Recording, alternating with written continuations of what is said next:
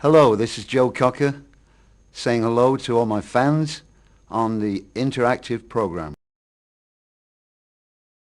My bread and butter definitely is Germany and France and the rest of Europe as far as performing goes. He's been managing me now for, 3 years or so, and we get along very well. I mean, a lot of the times he doesn't pressure me into doing things, but he'll always present things to me and say, "This is a way to go, Joe." But there's one song in my collection, a song called Woman to Woman, that when I hear that now, I don't know how I ever did the falsetto part in that, because I can't reach that high. I can still get the falsetto out in You Are So Beautiful. But really, I quit smoking tobacco three and a half years ago, and I've found that a great help, in my breathing and, pitching and everything. So I think that was a plus. Oddly enough, when folks always seem to think that some event like Woodstock would have such a lasting impact on me more than any other thing, and I don't really, as you say, I've had a kind of a roller coaster existence in my career musically, but there are I can't really sort of pinpoint any special time and say, except for maybe back in the late 60s. Because I was young then, and I think when you're 23, no matter who you are, your life experiences are very vivid. So those 5 years from like about 67 to 72, I thought were quite magical. That's strange too, because I never thought I'd be listening to country and western, which I can take it in sort of small amounts. I can't take a whole day of it. But oddly enough, I think with now that the CDs have been coming out with all these remakes of everything, the thing that one of the albums I've been soaking up, which I used to love years ago, is The Genius of Ray Charles, that they just put out on CD. And what else did I listen to quite a bit of? Madonna's album with I Want You, that strange album. I never thought I'd find myself listening to Madonna either. George MacDonald Fraser, the Flashman series, I'm kind of fond of them. I'd like to get those in hardback, because I rarely read anything once I've done with it and go back to it, but I find that his book's quite amusing. I'm very proud of my gardening exploits, so, even though I didn't get much rock and roll from my father, all these things that I used to go to the greenhouse with my dad as a kid and never dreamt one day I'd be actually growing produce. But I brought some seeds back from Australia of, I forget the name of the tomato now, because there is a difference between a tomato and a tomato. It's not just American slang. The size makes the difference. But it took me 6 months to grow this tomato plant from seed. So when it finally came to fruition, I was thrilled. You can imagine. Yeah. Well, the oddest thing, I thought I was going to take all of '96 off. And I did a little bit of a tour with Buddy Guy in the States, which kind of went pretty much unnoticed. But it was good for me to do a bit of singing.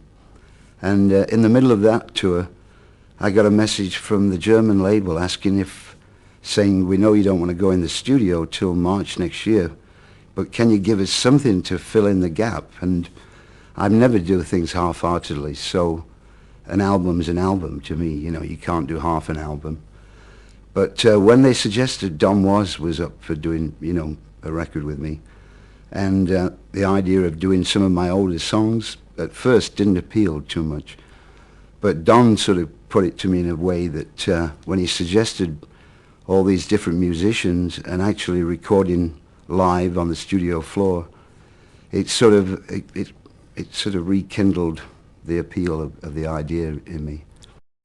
The Woodstock '94 was, from my experience, was a little like the original one in the way that I got in and out real fast. I opened up the proceedings which was, it was still a mind blower to look out there and see thousands and thousands of people. Love lifters up where we belong, where the eagles cry on a mountain high. Love lifters up where we belong, far from the world we've known, where the clear winds blow.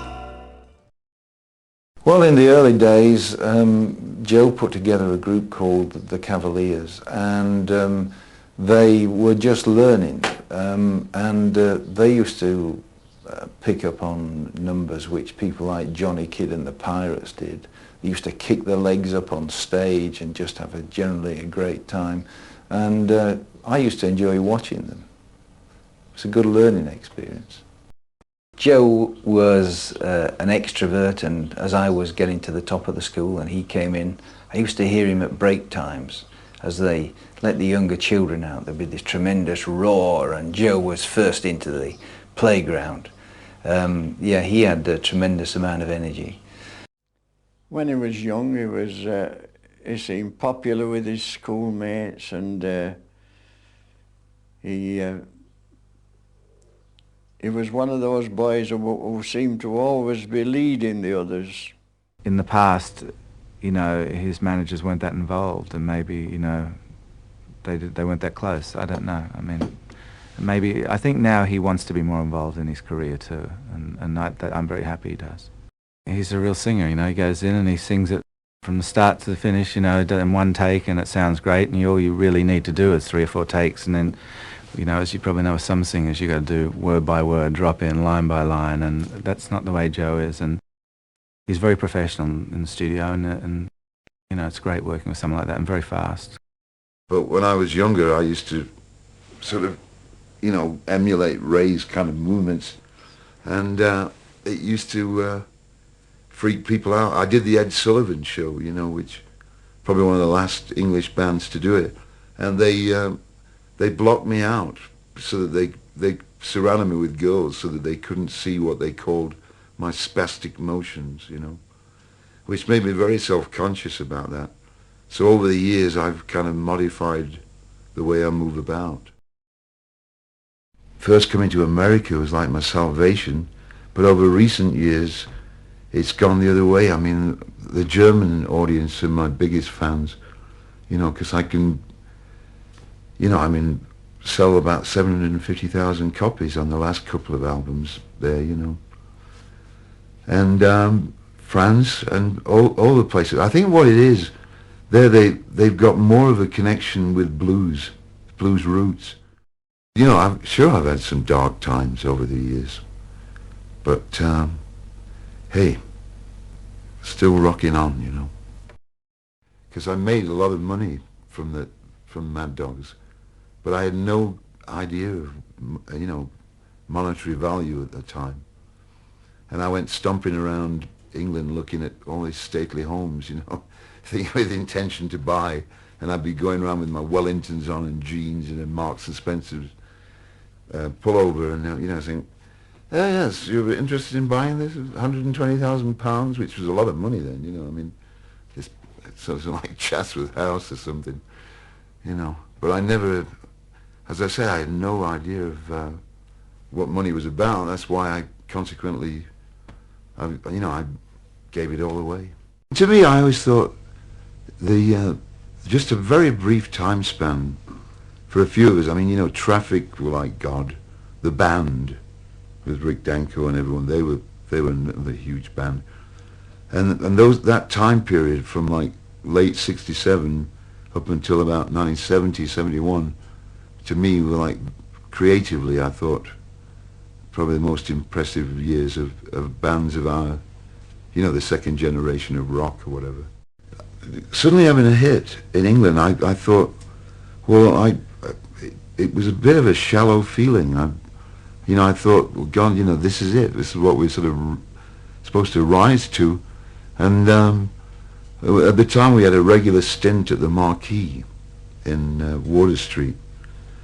And that's when this little fat bloke came walking in the dressing room and said, "How'd you like to go to the States, Joe?" It was D. Anthony. And he said, you know, $2,000 a night. So you imagine, you know, I mean, in England we were, even with the number one, we were probably getting like £500 just going round, you know, playing the country clubs and stuff. So it was almost like a saving grace, really, that there was somewhere else to move on to. On the first album you know, I've always loved, again, Ray Charles' influence, but 3/4 waltz, slow blues. And I was thinking, well, wouldn't it be good to do a modern kind of song in that kind of treatment? And for some odd reason, I thought of Little Help for My Friends, and I was sat on the outside toilet in Tasker Road, you know, with my pants down by my knees, whether that... I don't know why that should have given me any inspiration, but... And I just thought, well, it's such an odd song. But then, of course, I mean, it was actually, you know, I mean, just the thread of an idea. But with Tommy Eyre and Chris Stainton, I mean, Tommy put that brilliant bit of organ on the front. And then, of course, I envisioned the vocal parts, and it became quite, you know, quite an epic. But one of the funny things I always remember with Chris, when we first went down to London to audition, I mean, we went to see Denny Cordell on Oxford Street.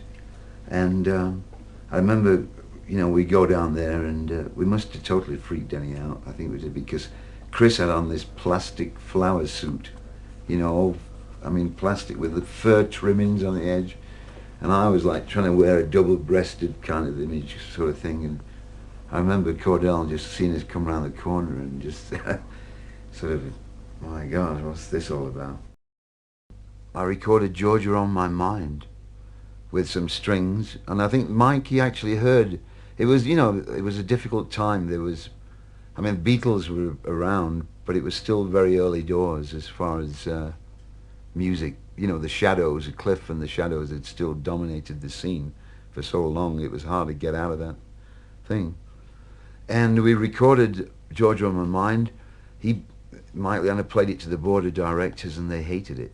So I drove down to London again 2 days later, and we did a Rush cover version of I'll Cry Instead, which was a Lennon-McCartney composition. And it died a death, and I died a death, right? I'd left the gas board.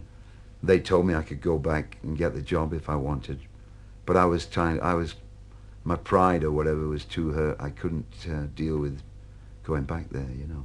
We did this TV show that I guess he had a lot of different guests, but we did You Are So Beautiful, and you know, the arrangement I do is it's kind of a straight beat. So and it was like, I think it was a live shot, I mean, the live kind of filming, and when we got to do it, Ray did his twist on it, and he took it into 3/4 time, incredibly slow. Scared the hell out of me, because it was like, you know, it wasn't like the record at all. But I'd love to hear that back. It's been a long time, man. But I do remember walking into the dressing room. I mean, you got to understand, I mean, the man is my mentor, you know, I mean, so I was like, ba-boom, ba-boom, my heart beating away. But I remember the first gig we did at the youth club, and we had like about 6 guitars at the time, all acoustic. And we were doing like Johnny Be Good and Blue Moon, you know, the standards. And we actually had to pay to get in to play. All things bright and beautiful. And the teacher sort of picked me out of the class of like 20 kids. He said, "Oh, you have such a lovely voice. You know, would you do the solo for us?" As a kid, that's how I got the nickname Joe. It was Cowboy Joe, because I was always obsessed by that sort of, you know, cowboy culture. Well, I mean, there was no rules, were there, really? I mean, these were the first guys to come along, and there was a youth movement, and music was more important than literature, you know what I mean? You know, it was more important than painters. It was more important than anything. Rock and roll music for a certain group of people was everything, you know? It was politics, and it was, you know, who you slept with and who you didn't, and what you did and how you did it, you know. And I can feel how he feels about me, and I think he knows how I feel about him. It's it's sort of magnetic. It's the electricity is there. You don't hear it, but you feel it. My mother told me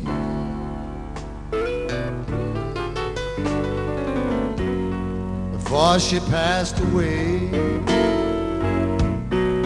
said, son, when I'm gone, don't forget to pray, 'cause there'll be hard times. Lord, those hard times, and who knows better than I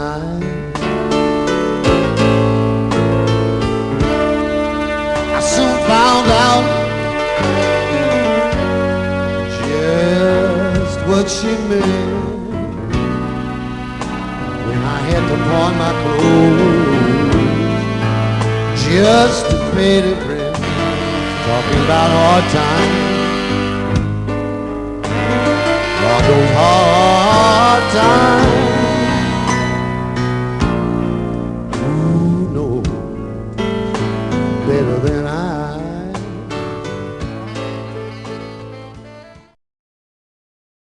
I thought he was fantastic. I mean, I thought he was one of the most gifted singers that England's ever produced.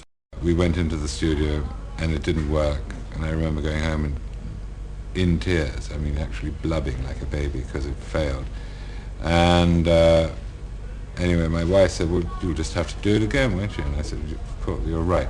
So I got a whole bunch of new players in, went into the same studio, I think it was literally the next day, and Jimmy Page was on guitar, and B.J. Wilson from Procol Harum was on drums. And they really sort of gave the record, I thought, that extra dimension. And they picked it up real quick, and we'd had the opportunity of having recorded it, or attempted to record it the day before, so the sound was pretty close. So I think we did it really fast. I think we did it in an hour or so, and of course with Jimmy Page, you know, he gets the picture and plays his tail off immediately, and BJ got the picture and drums immediately, and it was just one of those things that just turned from disaster into what I thought was great and funny. Because you remember Woodstock, he was doing more like this, and then as we began the tour, he started going like this. You know, he'd be singing and he'd play sort of air bass, and I think that's his way of actually playing and feeling the music. It's totally Joe.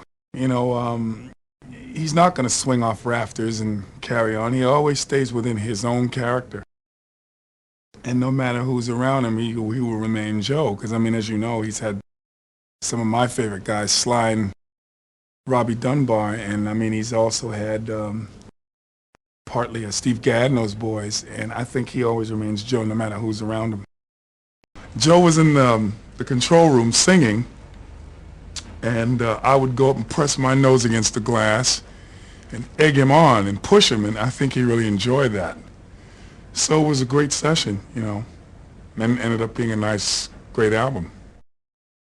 I just saw this man on stage acting real spastic and singing R&B and rhythm and blues, and we were saying, well, who is this white man going and singing more in the Ray Charles tradition? I think it's even stronger now than it was back then. I think because, well, for one thing, he stopped smoking, and that has a lot to do with your vocals and your breathing. But he just seems to be stronger. I don't know where it comes from. It's great. To me, he's the greatest phraser that I've worked with. I thought he was the sweetest man I'd ever met. He's one of the purest spirits, and he still is to this day. I still feel my feelings for Joe have not changed at all. But it's the voice. It's the voice and the honesty, and that's got to be the reason, and a lot of luck, you know. And I was driving along in the car, and all of a sudden I hear Joe's voice coming through on the radio with singing "You Are So Beautiful," and it knocked me back. It took me by surprise, and I nearly burst into tears. It was, you know, just hearing his voice singing after so long, because I'd given him up for I thought he just packed it in or died, or I didn't know what had happened to him. You know, then there's Joe on the radio. It was great. Joe seems to be in such a state, and he seemed so fed up with life. He was like this, you know. Oh, well, we'll just leave him, you know. And he wandered off, and I went home with the wife and the kid. Gosh, if he wasn't singing, what would he be doing? I think he'd be a writer. I really do. I think he's got a lot of things to say, and he really needs to express himself. And if he didn't do it vocally by singing, I think he'd probably write. And he's quite the scholar. I mean, he reads 10 books a week and really is very interested in history. And I think that's probably what he would do. I wrote this instrumental called Margarine. Well, it wasn't called Margarine then. It was just an instrumental. He put words to it and it became Margarine. And on the strength of that, we got invited down to London to meet Denny Cordell in Oxford Street in London, and he must have thought we looked a bit peculiar because we cracked. As soon as we walked in, he cracked up. You know, this Joe was like this huge Joe Cocker, and then this little thin me. So it was like Laurel and Hardy. And the days are marked by the heaviness of the heart. It never meant.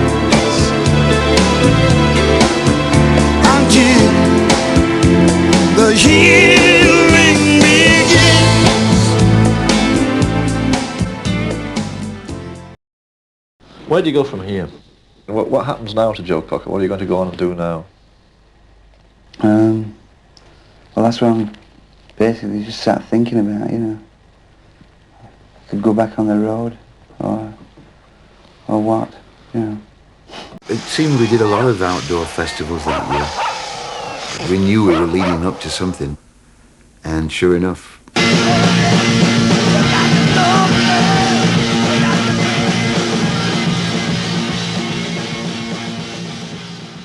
I got a feeling once my ears woken to rhythm and blues, which eventually it would become, that was what I wanted to be, a singer, yeah, a beeswinger. I was involved in a band called the Headlanders, and they picked up on the fact that Joe had got a good voice. I don't know how they found that out, but they did, and they invited him up to sing with us, and I think that's when he got his debut, really, singing, and he started getting a taste for it. About 13 years of age, and I was sat on the carpet in front of the radio, and out of nowhere, just these simple A chords, you know, on an acoustic guitar. This is the story about the rock album line. And my ears pricked up. I just got so excited by the time he picked up the rhythm and the end of it. And then my voice hadn't broken, you know, because Lonnie had a very high key. So I used to be able to sing along perfectly with him till I was about 13 and a half, and then suddenly, poof.